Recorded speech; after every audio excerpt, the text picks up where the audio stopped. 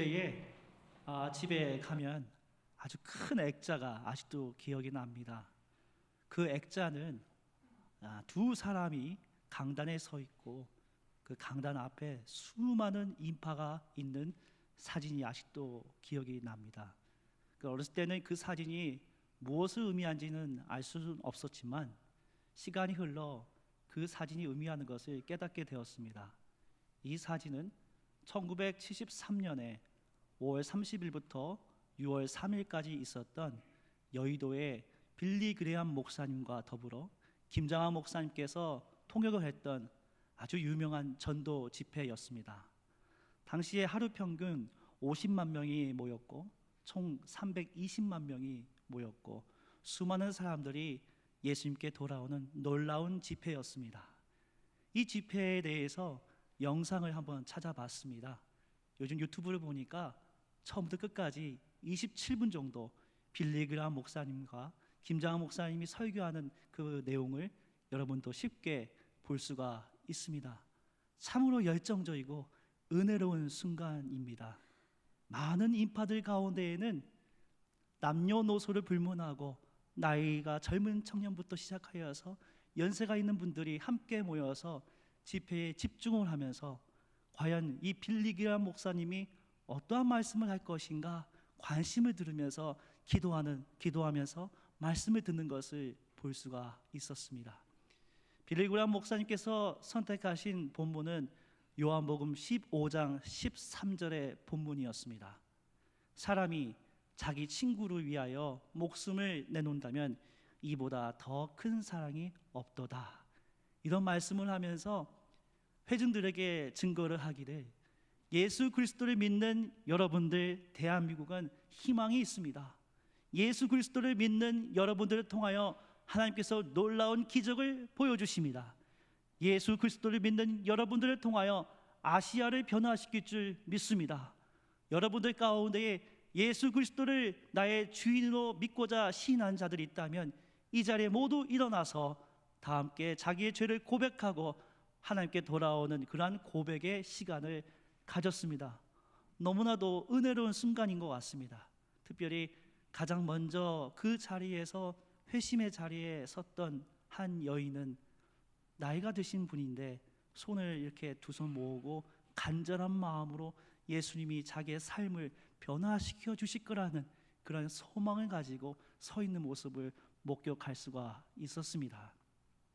당시 이 상황에서 여러분들 우리 연세대학교의 백낙준 촌장님이 마지막 날 집회에서 사회 인도를 하셨고 또 그 과정에서 한경진 목사님 비롯하여 교계의 많은 분들이 그 자리에 함께 있으면서 눈으로 목격할 수가 있었습니다. 그것은 바로 하나님께서 살아계시고 살아 역사하신 하나님께서 우리 마음 가운데 우리 성도들 가운데 예수님은 나의 주님으로 고백할 수 있는 그 현장을 두 눈으로 목격할 수 있는 놀라운 대집회였습니다. 교우 여러분, 여러분들에게 있어서는 예수 그리스도는 누구입니까?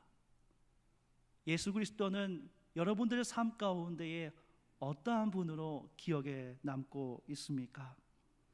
만약 여러분들이 심령이 죽어가고 힘든 상황이 있다면 나에게 다시 산 소망을 주시는 분은 오직 한 분 예수 그리스도이심을 우리가 입술로 고백하는 놀라운 역사가 있기를 간절히 소망합니다. 여러분에게 있어서 예수님은 누구입니까? 오늘날 그 누구도 예수님의 이름을 모르는 분들은 없을 것입니다. 그만큼 우리 귀에 익숙한 분이 바로 예수님이십니다. 그러나 그 예수님이 과연 나에게 어떠한 존재인지 우리가 스스로 진지하게 고민을 해봤는지 스스로 질문을 해보게 됩니다. 바로 오늘 본문은 우리 스스로 예수님은 어떠한 분이신지에 대해서 질문하고 들을 수 있는 귀한 본문이라고 할 수가 있습니다. 저는 오늘 본문을 통하여서 가이사랴 빌립보 여러 마을을 지나가면서 복음 선포를 했던 예수 그리스도 또 그의 제자들, 특히 베드로의 고백을 통하여서 주는 그리스도이심이다, 이 고백이 우리의 고백이 되기를 간절히 소망합니다. 이 고백 가운데에 두 가지 큰 메시지를 찾아봤습니다. 첫 번째, 주는 그리스도이십니다의 고백은 나를 위해 고난받고 부활하신 그리스도임을 기억하는 고백이어야 합니다. 오늘 본문의 배경이 되는 장소가 중요합니다. 항상 성경을 읽을 때에 이 본문 지명이 아주 중요합니다. 이 본문에 나타난 지명은 가이사랴 빌립보라고 나와 있습니다. 보통 우리가 알기로는 성경의 지명에서는 한 단어로 구성이 되어 있습니다. 예를 들어서 베들레헴, 나사렛 이렇게 구분이 되어야 하는데 오늘 본문에서는 두 가지 이름이 결합이 되어 있습니다. 하나는 가이사랴, 하나는 빌립보입니다. 이 두 가지 결합된 것은 의미가 있습니다. 바로 이 가이사랴는 헬라 시대 때에 로마 제국의 아우구스투스가 그 칭했던 명칭이 바로 가이사랴, 시저, 즉 로마 황제를 지칭하는 것입니다. 이 헬라 시대 때에 로마 제국이 이 가이사랴 빌립보 이 지역을 점령을 하면서 가이사랴 이 지역을 헤롯 왕에게 선물로 주었습니다. 당시 헤롯 왕은 분봉 왕에 해당되었습니다. 이후에 이 헤롯 왕은 죽은 이후에 자기의 유산으로서 자기 아들인 헤롯 빌립에게 이 가이사랴 아우구스가 주었던 그 지역을 주게 됩니다. 그래서 그 지역의 이름이 뭘로 바뀌냐면 가이사랴 빌립보, 헤롯 빌립보의 이름을 따서 가이사랴 시저, 그다음에 헤롯 빌립보의 이름으로 바뀌게 되는 것입니다. 그러니까 로마 황제의 높은 지위를 의미하는 지명의 뜻과 동시에 헤롯 왕의 아들이었던 이름이 거기에 이제 표현으로 될 수가 있는 것입니다. 근데 이 가이사랴 빌립보가 위치한 이 지리적 특징이 아주 의미가 있습니다. 여러분, 우리가 지도를 그리면 이스라엘 지역에서 가장 꼭대기에 해당되는 단지역 위쪽에 위치한 이 산이 있는데 그 산의 이름이 바로 헐몬산입니다. 우리가 헤르몬산이라고 하는데 이 헐몬산에는 사시사철 눈이 덮여 있습니다. 이 눈이 덮여 있는데 이 눈이 녹게 되면 눈이 흘러내려서 갈릴리 호수를 만들게 되고 갈릴리 호수에서 물이 흘러게 돼서 요단강을 만들게 되고 그 요단강에서 흘러내려서 사해 바다가 이렇게 만들어지게 됩니다. 자, 그렇다면 옛날부터 그 지역에 살았던 사람들은 생명의 기원이 어디에 있었을 거라고 생각을 했을까요? 그것은 바로 저 북쪽에 있는 헐몬산에서부터 생수의 근원이 흘러내린다고 생각을 했을 것입니다. 그래서 우리가 시편을 보면 저 북방산에 있는 시원산, 하나님이 바로 그곳에 거한다고 하는데 이 북방은 히브리어로 자폰입니다. 자폰은 북쪽을 의미합니다. 그러니까 생수의 근원이 흘러넘치는 곳이 헐몬산입니다. 이 헐몬산 바로 밑에 위치한 도시가 바로 가이사랴 빌립보입니다.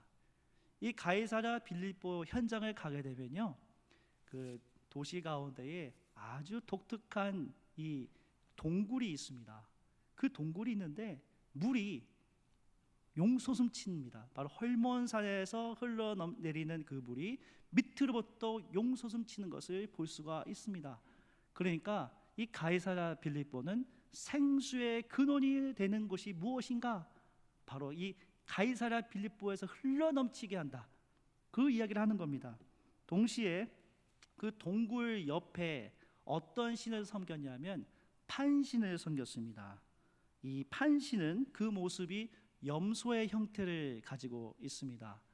이 판신은 다산과 풍요를 대표하는 신입니다. 또한 전쟁을 할 때 적군을 동요시키게 하는 역할이 바로 판신이라고 합니다. 우리가 영어로 패닉이 있잖아요. 패닉. 그 패닉의 판이 바로 여기에서 왔다고 합니다. 예수님 당시에 많은 사람들이 우상을 섬길 때 특히 판신을 섬기면서 이 가이사랴 빌립보에서 생수의 근원을 주시는 분은 바로 판신 혹은 바알신이라고 보았다고 합니다. 바로 이 현장에서 예수님은 가이사랴 빌립보에서 생명의 근원이 되는 분이 누구인지 제자들에게 질문을 하는 것입니다. 제자들에게 이렇게 질문합니다. 사람들이 나에 대해서 뭐라고 이야기를 하느냐 질문을 하니까 제자들이 이렇게 이야기를 합니다. 세례 요한이라 하고 더러는 엘리야, 더러는 선지자 중에 하나라고 합니다. 세례 요한은 광야에서 하나님의 나라를 선포하고 회개를 강조하고 세례를 베푼 자였습니다. 그러나 그의 삶이 영원히 지속되지 못하고 헤로디아에 의해서 죽음에 이르게 됩니다. 세례 요한을 따르던 수많은 제자들은 예수 그리스도의 메시지를 들으면서 세례 요한이 마치 현장에 나타났을 것이다 생각했을 것입니다. 다음 엘리야는 우리가 엘은 하나님의 뜻이고 리는 나의란 뜻입니다. 나의 하나님은 여호와, 나의 하나님은 여호와라는 뜻을 가지고 있는 것이 바로 엘리야입니다. 엘리야는 열왕기상과 열왕기하에 등장하는 바알과 아세라를 대적하여서 하나님의 말씀에 따라서 하나님께서 보인 기적을 보여주시고 하나님의 승리를 보여줬던 놀라운 사람이 바로 엘리야였습니다. 바로 세례 요한과 엘리야를 알고 있었던 지식을 바탕으로 사람들은 예수에 대해서 표현을 한 것입니다. 그런데 예수님은 그들의 말로, 그들의 설명으로 만족하지 않으셨습니다. 다시 한번 질문을 합니다. 그러면 너희는, 다른 사람들이 아니라 너희는 나를 누구라 하느냐? 그렇게 질문을 하였을 때에 베드로가 짧은 문장으로 이야기를 합니다. 주는 그리스도이십니다. 헬라어 번역본은 수 크리스토스, 수는 너, 당신이라는 겁니다. 당신은 그리스도입니다. 이렇게 이야기를 합니다. 우리가 마가복음은 짧게 나와 있지만 병행 본문인 마태복음 16장 16절 말씀에서 베드로가 이렇게 이야기합니다. 주는 그리스도시요 살아계신 하나님의 아들이십니다. 이런 이 고백을 가운데에 예수님께서는 마태복음에 따르는 이 사도 우리 베드로에게 너에게 반석이 된다, 천국의 열쇠를 주는 반석의 역할을 이야기를 하십니다. 그렇다면 이 그리스도는 어떤 의미를 가지고 있을까요? 그리스도는 그 기름 부음을 받은 자라는 것을 의미하는 메시아, 기름 부음 받은 자는 히브리어로 메시아입니다. 이 메시아를 헬라어로 번역한 것이 바로 그리스도입니다. 그러면 누가 기름 부음을 받은 자들입니까? 옛날에서는 왕, 선지자, 제사장만이 받을 수 있는 것이 바로 기름 부음을 받을 수 있었습니다. 그러니까 사회의 상류 계층만 받을 수 있는 것이 바로 그리스도, 기름 부음 받은 자라는 것입니다. 베드로가 바라보는 예수님은 아마도 왕, 선지자, 제사장 같은 높은 지위에 해당되는 분이라고 생각했을 것입니다. 그런데 예수님께서는 베드로가 알고 있는 그 그리스도의 정의를 다시 재정의를 하는 과정을 이 마가복음 8장 31절에서 33절을 통하여 보여주고 있습니다. 예수님은 베드로가 고백한 이후에 자기가 죽음을 경험하게 되고 사흘 후에 다시 살아날 것을 이야기를 합니다. 그때 베드로가 어떠한 행동을 하게 되냐면 예수님을 바짝 잡아당기고 항의하였다고 표현이 나와 있습니다. 우리가 이 한글 번역을 보면 항의하다 이렇게 이해한다면 뭔가 좀 그렇게 강하게 느껴지지가 않는데, 사실은 이 항의하다가 헬라어로 에피티파오, 그러니까 베드로가 항의한 다음에 나오는 구절에서 예수님이 베드로를 꾸짖다고 나와 있잖아요. 그 똑같은 단어입니다. 꾸짖다는 겁니다. 그러니까 베드로가 예수님을 꾸짖었다는 겁니다. 아닙니다, 아닙니다. 어떻게 당신이 죽음에 이르게 되고 고난을 당하게 되고 십자가를 지고 그러한 고난을 당해야 합니까? 이렇게 이야기를 하는 겁니다. 즉 베드로는 인간적인 성공과 명예를 예수 그리스도를 통해 기대했었던 것입니다. 그런데 그 예수님이 인류를 위해 희생하고 부활하신다는 말씀을 하니 베드로는 이 예수님을 꾸짖어서 정신 차리게 해서 지상 왕국을 만들고 싶었던 것입니다. 이에 예수님께서는 33절 말씀을 보면 베드로를 향하여 이렇게 이야기를 합니다. 사탄아, 뒤로 물러가라. 네가 하나님의 일을 생각지 아니하고 도리어 사람의 일을 생각하는도다. 베드로가 주는 그리스도라고 열심히 이렇게 고백을 했고 좀 멋진 표현을 했는데, 베드로가 그렇게 행동을 하니까 예수님께서 이야기를 하시는 겁니다. 사탄아 이야기를 하는 겁니다. 사탄이라는 뜻은 어떤 뜻이냐면 항의하다, 변론하다, 법정에서 변론하다는 의미를 가지고 있습니다. 구약 성경에서 사탄은 총 3번 사용됐는데, 특별히 스가랴서를 보면 사탄이라는 이 단어가 등장하면서 항의하는 자, 항변하는 자, 그렇게 표현이 나와 있습니다. 베드로가 사도가 아니고 제자도 아니고 사탄으로 표현이 되었습니다. 그리고 나서 본문 말씀 보면 뒤로 물러가라 되어 있는데, 이것만 봤을 때는 그냥 베드로에게 사탄아 뒤로 물러가라 이렇게 생각할 수도 있지만, 원어를 보니까 어떻게 되어 있냐면 사탄아 물러가라 나의 뒤로. 그러니까 사탄아 물러가라, 베드로를 사로잡았던 그 사탄아 물러가라 선포하시고 베드로에게 강조하는 것은 내 뒤로 오라는 겁니다. 내 뒤를 따르라고 이야기를 하는 것입니다. 바로 베드로에게 강조하는 것은 예수님의 발자취만을 따르라는 명령이라는 것입니다. 여러분에게 예수님은 누구이십니까? 여러분이 원하는 목적을 성취하기 위한 만몬 신이나 아니면 지니와 같은 신이십니까? 여러분의 상황을 알고 계시는 분이십니까? 분명한 것은 예수 그리스도는 여러분의 형편을 아시고 여러분의 고난을 함께 짊어지기를 원하시는 분이라는 것입니다. 바로 그렇기에 내 뒤로, 사탄아 물러가라, 내 뒤로 나와 함께 걷자고 말씀하시는 것입니다. 마지막으로 주는 그리스도이십니다의 고백은 내게 주신 십자가를 지고 주님을 따라가는 고백이어야 합니다. 이 베드로를 꾸짖는 이후 예수님은 온 무리와 제자들을 불러서 핵심 복음을 선포하십니다. 34절에 이렇게 나와 있습니다. 아무든지 나를 따라오려거든 자기를 부인하고 자기 십자가를 지고 나를 쫓을 것이니라. 저는 이 자기 십자가가 무엇인지 너무나도 궁금했습니다. 이 자기 십자가가 무엇일까? 예수님께서 짊어졌던 십자가는 우리가 모두 알고 계실 겁니다. 그 십자가는 로마 시대의 가장 잔인한 형벌 가운데 하나였습니다.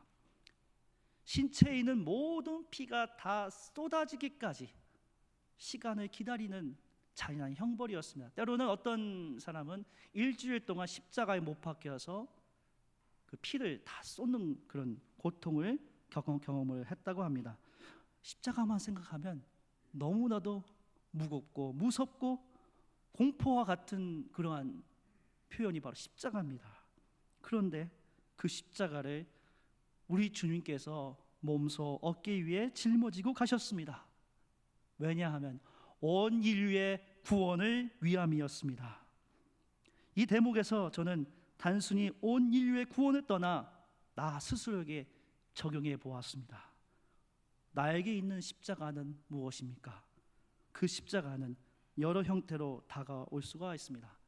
나의 육체를 힘들게 하는 나의 십자가, 나 혼자만이 짊어지고 가기에는 너무나도 무거운 십자가, 특히 가족이 나에게 상처를 준 그 가족의 십자가, 자녀의 십자가. 그러나 우리가 기억해야 할 것은 분명합니다. 그 십자가 결코 여러분이 혼자 짊어지고 가는 십자가가 아니라는 점입니다. 그 십자가는 예수님이 나와 함께 짊어지고 가는 십자가이기에 내가 그 어떠한 고난의 십자가도 우리가 능히 이기고 앞으로 나아갈 수 있다는 것입니다. 참으로 주님은 그리스도이시라는 이 고백은 예수님께서 직접적으로 설명해 주시고 보여주시면서 깨닫게 되는 놀라운 고백이라고 할 수가 있습니다. 영광만 바라보는 그리스도가 아니라 고난받는 종을 가리키는 그리스도, 주님을 그리스도라고 고백하는 삶은 날마다 자기 십자가를 지고 주님을 따르는 삶임을 우리는 기억해야 할 것입니다. 예수 그리스도를 주로 고백하는 것은 처음으로 예수님을 만난 다음에는 이분이 누구신지 처음에 잘 그렇게 그려지지가 않습니다. 자, 그런데 여러분, 오늘 본문을 27절에서 30절까지만 딱 읽어보면 그 본문 자체 안에서는 파악이 안 되는데, 앞부분에 해당되는 이 마가복음 8장 22절에서 26절을 보면 벳세다에서 눈먼 자가 등장을 하는데, 예수님께서 이 눈먼 자의 눈을 뜨게 하는 기적을 보여주십니다. 그런데 그 기적에서 예수님께서는 첫 번째는 이 안 못 보는 자의 눈을 침을 뱉으시고 안수하시고 그리고 물어보십니다. 무엇이 보이느냐?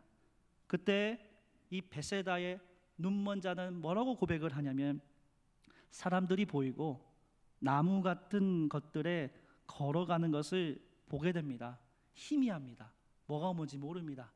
그때 예수님이 다시 한번 그의 눈을 안수를 하십니다. 그때 이 눈먼 자가 고백을 합니다. 모든 만물을 밝히 보게 됩니다.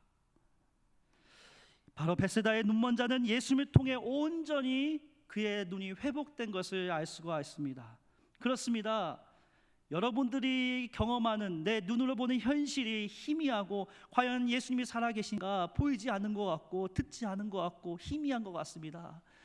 그러나 예수님을 주로 고백하고 그 예수님이 나와 함께 십자가를 짊어지고 가는 그 고백이 있을 때에 선명하게 다가옵니다. 나의 인생을 주관하시는 분은 살아 역사하시는 하나님의 아들 예수 그리스도이십니다. 선명하게 보일 수 있는 놀라운 기적을 경험하게 되는 겁니다. 사랑하는 교우 여러분, 예수 그리스도는 고난받는 종이며 온 인류를 위해 이 땅에 오신 분이십니다. 그러한 분임을 깨닫게 된 베드로는 어떻게 되었을까요? 우리가 알고 있는 성경책에서는 베드로의 최후가 기록되어 있지 않습니다. 그러나 외경에 있는 베드로 행전에 따르면 베드로는 로마 성문에서 로마인들의 박해를 피해 도망을 가게 됩니다. 그런데 로마 성문을 벗어나서 아피아 가도에서 예수님을 만나게 됩니다. 그때 베드로가 질문을 합니다. 쿠오 바디스 도미네, 주님 어디로 가십니까? 우리 많은 분들은 쿠오 바디스 영화를 아시기 때문에 이 내용을 아실 겁니다. 그때 예수님이 이렇게 대답을 하십니다. 십자가에 못 박혀 죽으려고 네가 내 어린 양들을 버렸으니 또다시 십자가에 못 박히기 위해 로마로 간다. 예수님의 음성에 베드로는 정신을 차리고 다시 로마로 가서 복음을 전파하다가 순교하게 됩니다. 특이하게도 그는 스스로 자청을 해서 머리를 아래로 두고 거꾸로 매달려 십자가에 처형되었다고 합니다.